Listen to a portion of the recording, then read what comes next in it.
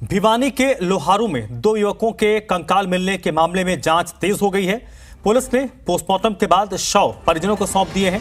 इसके साथ ही राजस्थान पुलिस ने गाड़ी को अपने कब्जे में लिया है। दावा यह किया जा रहा है कि राजस्थान के भरतपुर से युवकों का अपहरण किया गया था। दोनों मृतक राजस्थान के घाट मीका गांव के रहने वाले थे।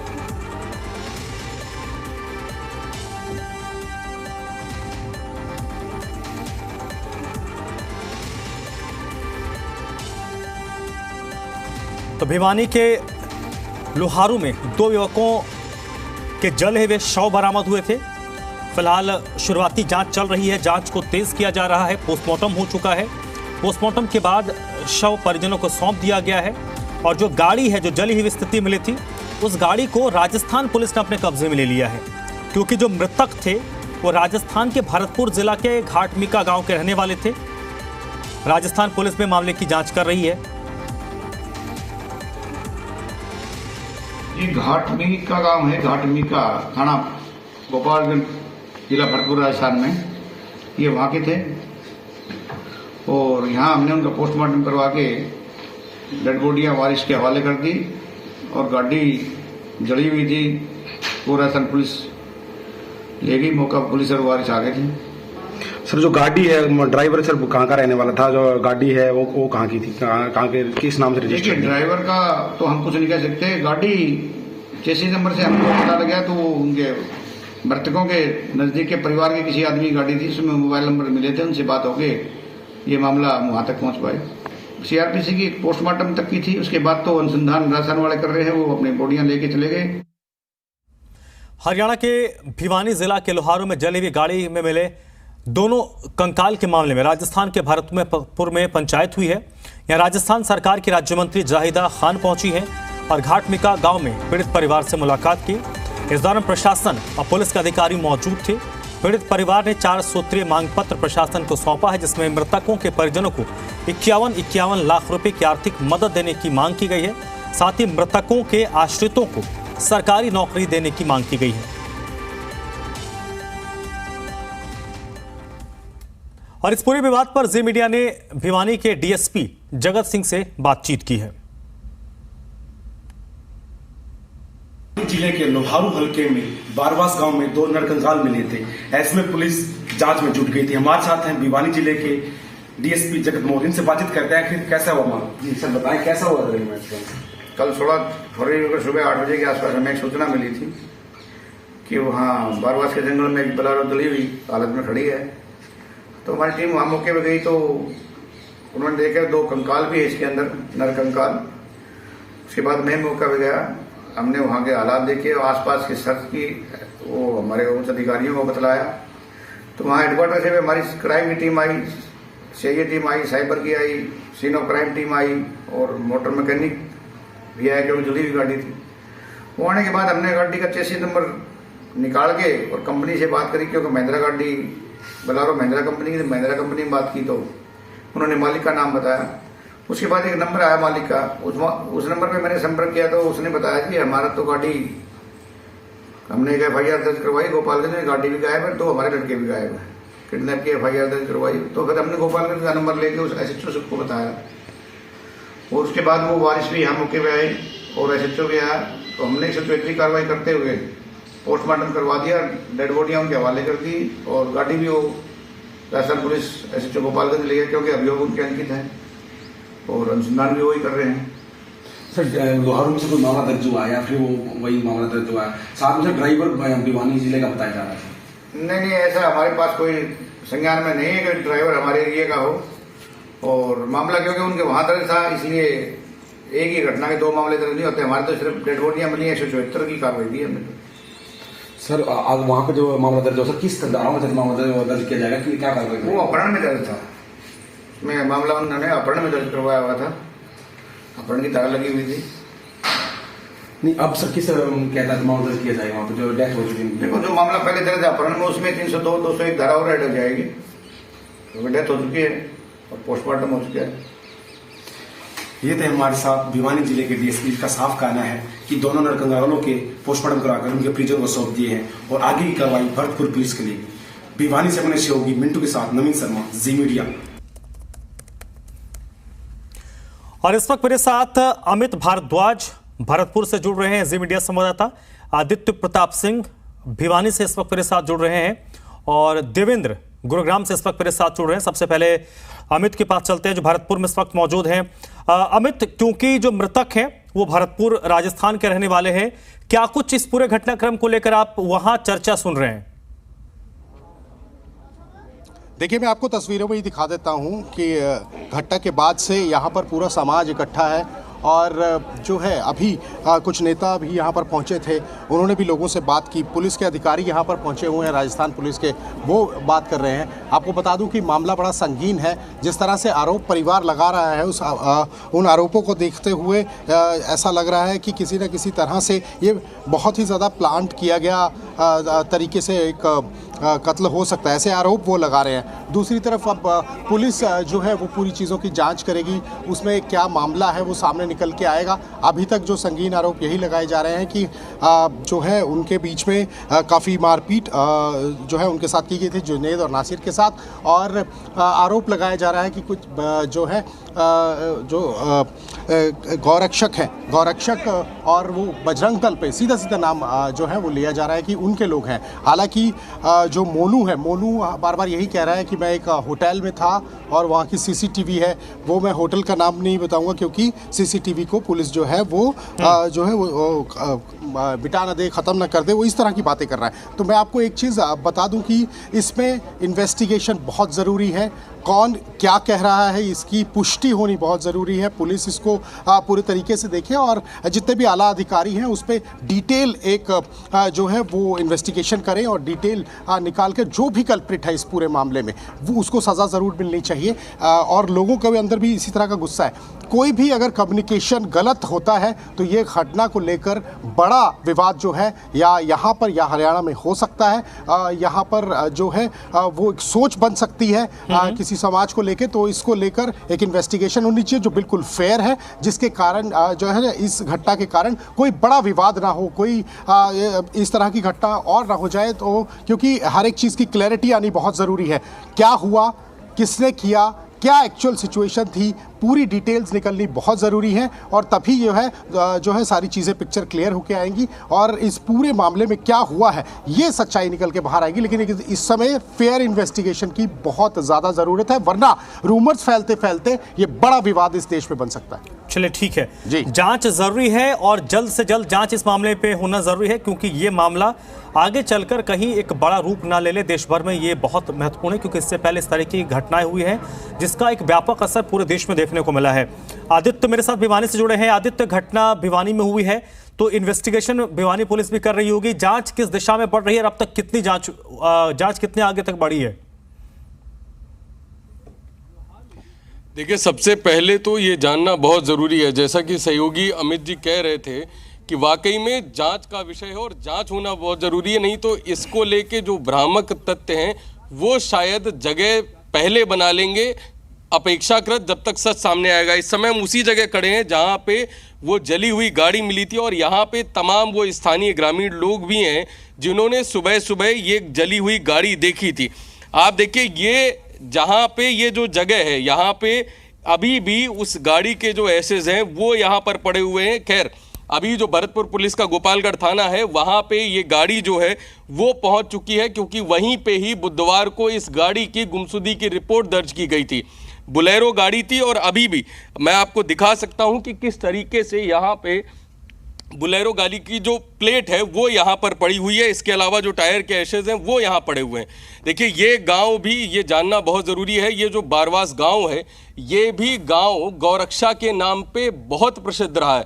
इस रास्ते में कैमरा सहयोगी मुकेश से एक बार कहूँगा, ये पूरा सुनसान रास्ता है और इस रास्ते से जब हम यहाँ पर आ रहे थे तो इसी रास्ते की शुरुआत में 3 लोगों के स्मारक बने हुए हैं जिन्होंने कहीं ना कहीं गौरक्षा को लेके बड़ा काम किया और ग्रामीण उनके प्रति आस्था दिखाते हैं और उनका एक स्मारक इसी रास्ते पे बना हुआ है। उस समय यहाँ पर ऐसी घटना होना और ऐसे आरोप लग के आना वो कहीं ना कहीं बड़ी बात है। मैं एक बार प्रयास करूंगा, जिनके पिताजी ने सबसे पहले 7 बजे यहाँ पर वो गाड़ी जली हुई देखी थी, वो कहीं ना कहीं हमसे एक बार बात करने के लिए यहाँ पर हैं। आपका नाम क्या है? अमित नाम है जी मेरा। क्या पूरा घटनाक्रम था, क्या आप लोगों ने सुबह देखा? भाई सवेरे 4 सवा 4 के आसपास मेरे पिताजी घूमने के लिए निकले थे, तो वो यहाँ देख के गए तो गाड़ी जली हुई थी उस टाइम के ऊपर सारी। फिर वो घूम के वापस घर गए हैं, तब जाके मेरे को बताया कि बेटा उधर गाड़ी जली हुई है, जो स्कूल की बस वगैरह आती हैं उनको पीछे से मोड़ देना, वहाँ से बस नहीं निकलेंगी। तब हम आए हैं, मैं और मुझसे का लड़का था, 2-4 भाई अपने साथ की ये थे, सारे आके देखा हमने यहाँ पे, तो उस टाइम पे गाड़ी पूरी जल चुकी थी।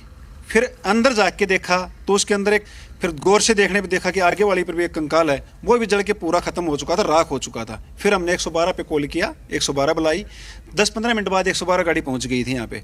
उसके बाद उन्होंने अपने प्रशासन को, और प्रशासन भी आ गया था। शाम को लगभग 8 बजे करीब वो ले गए और 6 बजे के आसपास भरतपुर पुलिस भी यहाँ पहुँच गई थी। देखिए एक बात और भी है, यहाँ पर जब मैं इनसे बात कर रहा था तो उन्होंने एक चीज़ बताई कि चाहे वो हरियाणा पुलिस रही हो या इसके अलावा राजस्थान पुलिस रही हो, किसी ने भी ग्रामीणों से कोई पूछताछ नहीं की। यहाँ पर जितने भी लोग थे मौजूद थे, जो चश्मदीद थे, जिन्होंने सबसे पहली बार गाड़ी देखी, किसी से भी कोई पूछताछ नहीं हुई। और उसके बाद ये जो गौरक्षा जैसा मामला था कि हाँ इसको लेके हत्या हुई है, ये भी यहाँ के ग्रामीणों को तब पता लगता है जब उस परिवार के लोग, जो 2 युवक उसमें जल के जिनकी मृत्यु हो गई, नासिर और जुनैद, उनके परिवार वाले जब आते हैं, जब वो आरोप लगाते हैं, तो कहीं ना कहीं यहाँ पता चलता है। आप लोगों को कैसे पता चला कि ये घटनाक्रम गौरक्षा से जुड़ा हुआ है? और उसके बाद आप लोग भी हम लोगों से सवाल पूछ रहे थे। वो भी शाम आई है यहाँ पे, उनके साथ जो मरे हुए थे उनके परिजन आए थे, उन परिजनों से बात करने का मौका मिल गया। साइड में ले जाकर हमने उनसे पूछा भाई कैसे क्या कुछ हुआ है ये, तो बोला कि गौरक्षा वाले हमारे बच्चों को उठा ले गए थे सुबह 3 बजे, दोनों बंदे हमारे ही थे परिवार के ये, और बजरंग दल वाले उठा के ले गए थे इनको। तब हमें पता चला है कि तो बजरंग दल वालों का काम है, या कुछ हुआ भी है या नहीं हुआ, उनके कई अनुसार ही कह रहे हैं, बाकी कोई मुआयना नहीं है हमें कि क्या कुछ हुआ था क्या। यहाँ पे कभी आप लोग गौरक्षा के नाम पे ये गांव काफी फेमस रहा है, और हरियाणा की ये जो ये वाली बेल्ट है, ये कहीं ना कहीं गौ तस्करी को लेके, और जो गौरक्षक दल हैं यहाँ पर, कई गौरक्षक दल हैं, वो लगातार रात में उनको ट्रकों का पीछे करना और ये सारे काम करते रहते हैं। इससे पहले क्या ये घटनाक्रम कभी इस बारवास गांव में आसपास के क्षेत्र में हुआ था? देखो जी, हमारी याद में तो आज तक ऐसा कुछ नहीं हुआ है। पहले जो बुजुर्ग थे वो बताते थे, हमारे जो हरफुल जाल जुलाने थे वो गौ सेवा के लिए बहुत ही जाने माने थे, उनकी प्रतिभा भी लगी हुई है यहाँ पे।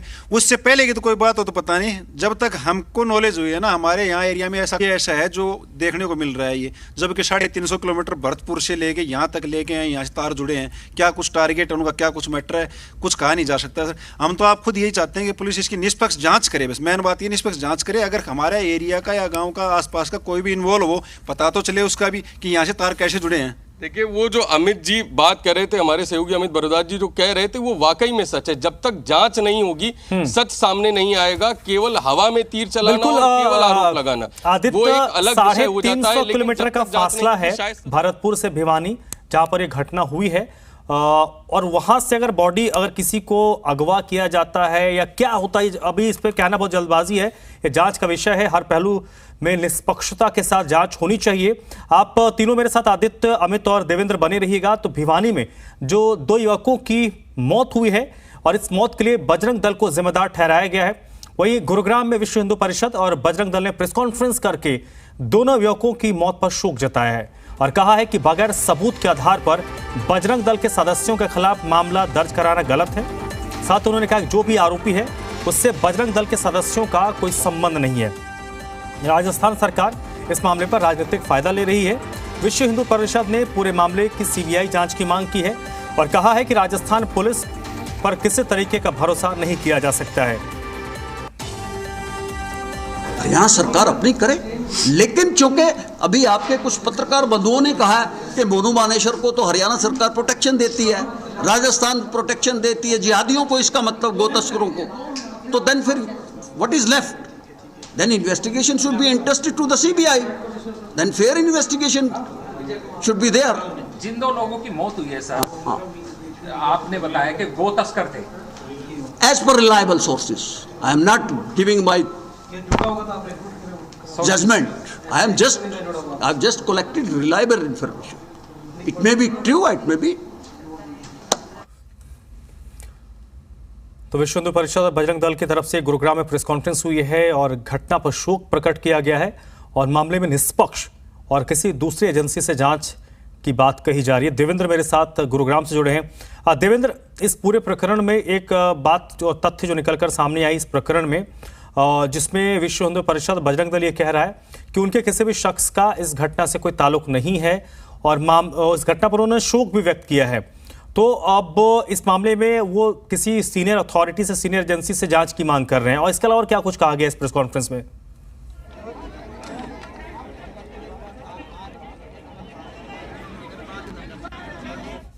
मामले में अब लगातार राजनीति भी शामिल होती जा रही है। दूसरी तरफ आज बजरंग दल और पर जिस तरह से आरोप लगे तो विश्व हिंदू परिषद के तमाम जो हरियाणा के प्रांत हैं उनकी तरफ से कहा गया कि इस पूरे मामले में निष्पक्ष जांच हो। और जिस तरह से बजरंग दल के सदस्यों को फंसाने की इसमें कोशिश की गई है, उनके खिलाफ मामले दर्ज किए गए हैं, तो उस पर भी राजस्थान पुलिस की मंशा पर उन्होंने एक बड़ा सवाल उठाया और ये कहा कि इस पूरे मामले की जांच सीबीआई को सौंपी जानी चाहिए। लेकिन सबसे महत्वपूर्ण बात यहाँ ये हो जाती है क्योंकि जिस तरह से गो रक्षक के तौर पर जिस तरह के सवाल उठे और अब क्योंकि मोनू मानेसर के खिलाफ जो मुकदमा दर्ज किया गया, अन्य 5 के खिलाफ मुकदमा दर्ज किया गया, तो इस पूरे मामले में सीधे तौर पर कहा जा सकता है क्योंकि मोनू मानेसर गोरक्षक के तौर पर एक बड़ा नेटवर्क चला रहा था और सीधे तौर पर उसके अलग अलग जगहों पर, अलग अलग जिलों के अंदर अपने मुखबिर थे जो इसकी जानकारी देते थे कहाँ से गो तस्कर आ रहे हैं, कहाँ जा रहे हैं। और यही है कि जो काउ टास्क फोर्स बनाई गई थी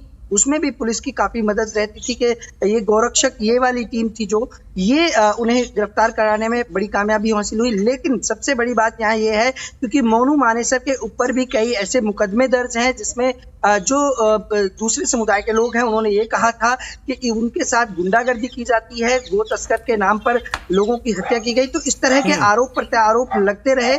लेकिन अब इस पूरे मामले में जिस तरह से विश्व हिंदू परिषद की तरफ से कहा गया है कि यदि इन 5 में किसी भी युवक की गिरफ्तारी होती है, किसी भी सदस्य की गिरफ्तारी होती है तो उसको लेकर वो बड़े स्तर पर प्रदर्शन करेंगे और उन्हें गिरफ्तार नहीं होने देंगे। राजस्थान पुलिस अपनी पहले जांच पूरी करे क्योंकि सबसे एक हिस्सा ये भी हो जाता है क्योंकि भरतपुर से अगवा उन लोगों को किया था और उसके बाद जो डेड बॉडी मिली वो लोहारू भिवानी में मिली। तो इतने लंबा सफर, गाड़ी यहाँ तक कैसे पहुंची, कौन गाड़ी को लेके आया, किस तरह से, तमाम जांच का विषय है और इन जांच के विषय के बाद ही स्पष्ट हो पाएगा कि आखिरकार इसमें क्या है। हालांकि प्राथमिक जांच में जिस तरह से जो परिवार की शिकायत थी उसी के आधार पर राजस्थान पुलिस ने मुकदमा दर्ज किया और मोनू मानेसर के साथ 5 अन्य लोगों के खिलाफ भी मुकदमा दर्ज किया।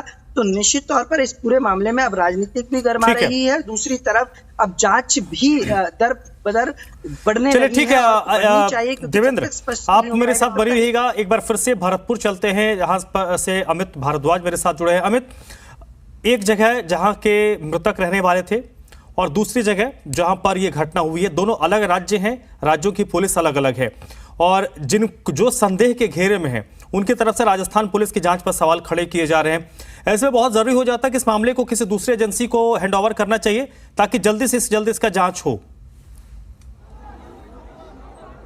देखिए, अगर यहाँ पर सही इन्वेस्टिगेशन अगर नहीं हुई तो इस तरह के मामले रुकेंगे नहीं। चाहे, क्योंकि इस समय हमारे सारे दर्शक सुन रहे हैं, नेता भी सुन रहे होंगे, पुलिस अधिकारी भी सुन रहे होंगे, जनता भी सुन रही होगी। अगर इस बार इन्वेस्टिगेशन ठीक ढंग से नहीं हुई तो इस तरह की हरकतें, इस तरह की घटनाएं ज़रूर होती रहेंगी। और मैं आपको एक चीज़ बता दूं कि यहाँ पर जो लापरवाही की गई है वो जिस तरह से ये जो एंगल निकल के आ रहा है, जो आरोप लग रहे हैं, वो लापरवाही नहीं होती तो शायद इतनी बड़ी घटना नहीं होती। कोई भी हो सकता है इसका शिकार। तो ये आज एक बड़ी स्पष्ट चीज़ मैं अपने चैनल के माध्यम से अपने व्यूअर्स तक और व्यूअर्स आगे तक पहुंचाएंगे और सब अधिकारी, नेता, सब सुनना चाहिए उनको कि जो एक घटना जब ऐसे होती है तो उससे लेसन लिया जाता है कि यहाँ पर हम सुधार करें। क्योंकि अभी आप देखिए, दोनों जगह अलग पुलिस है, अलग तरह की सरकार है, उनका तालमेल कैसा होगा, कोई ईगो क्लैश तो नहीं होंगे, कोई पूरा सहयोग करेगा नहीं करेगा, लेकिन सोचना ये होगा कि आज ये 2 राज्य हैं, कल कोई और राज्य हो सकते हैं और इस तरह पूरे देश में इस तरह की आग फैल सकती है। तो अगर इस बार इन्वेस्टिगेशन कहीं चूक जाती है, अगर इस बार कोई अनगेली हो जाती है तो ये घटनाएं चलती रहेंगी और इन घटनाओं को रोक नहीं पाएंगे। और अब अगर अच्छी फेयर इन्वेस्टिगेशन होती है, सच निकल के सामने आता है तो रूमर्स जो चल रहे हैं वो बंद हो जाएंगे। देश में जिस तरह से आपको पता है कि किस तरह आप लंबे समय से जो है पत्रकारिता हम लोग करते आए हैं और हमने देखा है कि किस तरह से जो है एक झूठ निकलता है और फिर वो झूठ फैलता जाता है और उससे कितना बड़ा नुकसान होता है और उस सारा नुकसान समाज, आम आदमी का होता है, समाज का होता है। और ये चीज़ें फिर बाद में इन्वेस्टिगेशन चलती रहती है, लेकिन कुछ भी निकल के सामने नहीं आता। लेकिन लॉस बहुत ज़्यादा होता है, ह्यूमन लाइफ का लॉस होता है, जो है सरकारी संपत्ति का लॉस होता है, आपस में मतभेद बहुत ज़्यादा बनता है, भेदभाव बढ़ जाता है। तो ये चीज़ें जो गैप है इसको कम करने की ज़रूरत है और ये सारी चीज़ें जो हैं इसको फेयर इन्वेस्टिगेशन होता है। अगर राज्य पुलिस कहती है कि नहीं हो पाता, कि लगातार यहाँ पर भी उनके परिजन बोल रहे थे कि सीबीआई को ये केस दे दो, हालांकि इन्वेस्टिगेशन के लिए बोला है हामिद, जिस तरह हमारे साथ थे उनके रिलेटिव, वो ये कह रहे थे कि किसी तरह की कोई नेतागिरी यहाँ नहीं चलने देंगे, सीधा जो है हमें पुलिस और प्रशासन पर विश्वास है। उनसे हमारी बात हुई है, पूरी चीज़ें जो हैं वो सामने आएंगी। अगर वो नहीं आती है तो एक बड़ी इन्वेस्टिगेशन एजेंसी को देना चाहिए और फेयर निकलना चाहिए, क्योंकि एक एग्जाम्पल सेट कर देना चाहिए कि अगर कोई इस देश में क्राइम करता है तो इस तरह का माहौल नहीं है कि यहाँ पर जो है अपराध करके कोई छूट जाए। जी बिल्कुल अमित, एक पैटर्न सेट ना हो, इसलिए बहुत ज़रूरी है कि मामले में जल्द से जल्द इन्वेस्टिगेशन होना चाहिए और ज़रूरी है कि इन्वेस्टिगेशन एक ऐसी एजेंसी करे जिस पर सबको एतबार हो, कोई इस पर उंगली ना खड़ा कर पाए। आदित्य मेरे साथ जुड़े। आदित्य, जो सवाल मेरा अमित से था वही सवाल है कि दो राज्य हैं, दो राज्य की पुलिस है, दोनों राज्यों की पुलिस को लेकर सबके मन में अपने अलग अलग विचारधारा हो सकती है। दूसरा यह है कि कोऑर्डिनेशन का बड़ा लैक हो सकता है, ईगो क्लैशेस हो सकते हैं। ऐसे में जो लोग हैं घटनास्थल के आसपास वो भी संभवतः मांग कर रहे होंगे कि इस मामले की सीबीआई जांच हो, क्योंकि जिस बजरंग दल पर ये सवाल खड़े हो रहे हैं कि उसके किसी कार्यकर्ता का रोल इसमें है, उनकी तरफ से सीबीआई जांच की मांग की जा रही है। हेलो, हाँ जी आरती जी खड़े हैं और बहुत से ग्रामीण यहाँ पर बैठे हुए हैं, जिन लोग, और वाकई में इस गांव में जब हमने प्रवेश किया था, कहीं ना कहीं जिस तरीके से यहाँ पर आप गांव के बाहर आप देखेंगे तो किस तरीके से यहाँ पर गांव के बाहर, हर घर के बाहर आपको गायों के चित्र मिल जाएंगे। यहाँ पे बहुत सारी गौशालाएं हैं और इसके अलावा यहाँ पे स्थानीय लोगों का कहना है कि सबसे बड़ी समस्या ये थी कि जिस तरीके से यहाँ पर जो स्थानीय लोग यहाँ पर थे वो उन लोगों से किसी प्रकार की कोई पूछताछ नहीं होती है। अच्छा, एक बड़ी बात यहाँ पर यह भी आती है कि जिस तरीके से यहाँ पर पूरा घटनाक्रम होता है और किसी प्रकार की कोई जांच जो है वो सामने नहीं आती है। और यहाँ पर देखिए कुछ लोग खड़े, एक बार बात करते हैं। आप एक बात कह रहे थे कि हम लोगों से कोई पूछताछ नहीं की गई और उसके बाद जिस तरीके से आप लोग जानते हैं बाकायदा वो नाम मोनू मानेसर, आप बता रहे थे 10 दिन पहले कोई घटनाक्रम होता है उसमें भी मोनू मानेसर का नाम आ जाता है, तो क्या आप कहना चाह रहे थे? कुछ नहीं है, जिस तरह से यहाँ पे पुलिस आई है उसको देख कर तो यही लगता है कि प्रशासन का बड़ा ढुलमुल रवैया है। किसी के कोई बयान नहीं लिए गए हैं गांव की तरफ से, यहाँ भी आए और खाना पूर्ति करके चले गए हैं। राजस्थान पुलिस का क्या रवैया था, क्योंकि दोनों राज्यों की पुलिसें यहाँ पे पहुंची थी, चाहे वो हरियाणा हो या राजस्थान हो, दोनों राज्यों की पुलिस यहाँ पहुंची थी, किस तरीके का रवैया था? दोनों हरियाणा पहुंची थी तब उन्होंने पहले गाड़ी के बाहर से उन्होंने अपने वो रस्से वगैरह बांध रखे थे, गांव वालों को इन्होंने आते ही दूर कर दिया था कि भाई आप लोग दूर हो जाओ, पास मत आओ। बात उन्होंने किसी से की नहीं। एक जब यहाँ पे पुलिस आई तो एक आप लोगों के दिमाग में एक नैरेटिव सेट हो गया था कि ये गोरक्षकों ने किया है, ये गोरक्षा दल। देखो, गोरक्षकों वाला तो कुछ कोई वो था ही नहीं पहले, वो तो हमने भाई उनके परिजनों ने आके बताया, तब हमें ये उस टाइम पता लगा कि ये गोरक्षा का मामला है, लेकिन उससे पहले हमें इस बारे में कोई आइडिया नहीं था। आप कह रहे थे कि उनके जो परिजन आए थे बड़े डरे हुए से आए थे और कहीं ना कहीं जिस तरीके से वो पूरा घटनाक्रम हुआ था और लग रहा था कि बहुत सारी चीज़ें इम्पोज्ड थी और बहुत एक राजनीतिक बू आ रही थी वहाँ पे, तो क्या बात थी? वो बात ये थी कि जो परिजन हमें मिले थे यहाँ पे शाम को, वो घबराहट से थे। जो क्लियर बात थी ना, वो क्लियर बात वो भी नहीं कह रहे थे। ऐसा लग रहा था, हमें प्रतीत हो रहा था कि जैसे कोई रिटिटाई बात बोल रहे हो, वो जो कुछ नहीं बोला गया था ना उतनी बात वो बोल रहे हो, तो इसीलिए कह रहे थे कि वो। चलिए आदित्य, ग्रामीणों के ज़हन में कई सवाल हैं। हालांकि ये भी हो सकता है कि ऐसे मामलों में जो जांचकर्ता होता है, जो आयु होता है, वो बहुत ज़्यादा चीज़ें नहीं कहता और ऐसे घटना में जांच पड़ताल होती है, उच्च अधिकारी इस मामले पर कुछ कहते हैं और आयु संभवतः जब तक जांच पड़ताल नहीं करेगा तब तक कुछ भी वो कहने से बचेगा। और इस मामले में वही हो सकता है। हालांकि इसको लेकर जो लोग वहां पर मौजूद स्थानीय लोग, उनके जहन में कोई सवाल हो सकते हैं और जरूरी है कि सभी लोगों के जहन में जो सवाल हैं उन सवालों के जवाब मिले और जवाब मिलेगा जांच पड़ताल के बाद। बहुत बहुत शुक्रिया अमित भारद्वाज आपका, आदित्य आपका भी बहुत बहुत शुक्रिया, देवेंद्र आपका भी बहुत बहुत शुक्रिया इस पूरी बातचीत के लिए।